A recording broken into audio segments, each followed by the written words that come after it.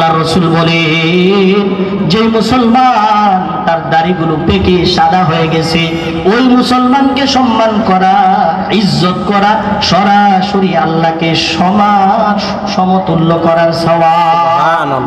আল্লাহ রসুল বলেন, ওয়াহামিলুল কুরআন, 2 নম্বর হচ্ছে যে ব্যক্তি কোরআনকে বুকে ধারণ করছে, কোরআনকে বুকে লালন করছে, ওই ব্যক্তিকেও সম্মান করা, ওই ব্যক্তিকেও ইজ্জত করা সরাসরি আল্লাহ তাআলাকে ইজ্জত করার সমতুল্য সওয়াব।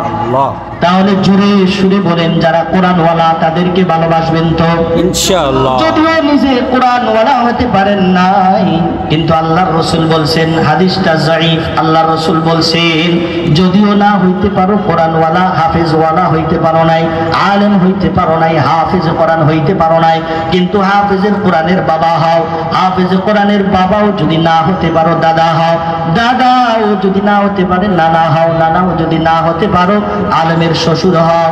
আল্লাহর রাসূল সাল্লাল্লাহু আলাইহি ওয়াসাল্লাম বলেন, আলেম হতে পারো নাই, বাবা হতে পারো নাই, দাদা হতে পারো নাই, নানাও হতে পারো নাই, কিন্তু আলেমের কদর করো, আল্লাহ তাআলা তোমার মর্যাদা বাড়ায় দিবে।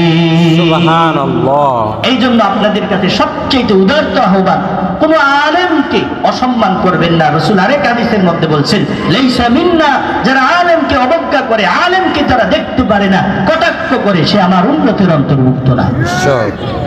এই জন্য কোরআন পড়বেন তো আপনারা প্রত্যেক দিন ইনশাআল্লাহ, ওয়াদা করেন পড়বেন তো ইনশাআল্লাহ, নিজের সন্তানদেরকে কোরআন শিখাবেন ইনশাআল্লাহ ইনশাআল্লাহ ইনশাআল্লাহ।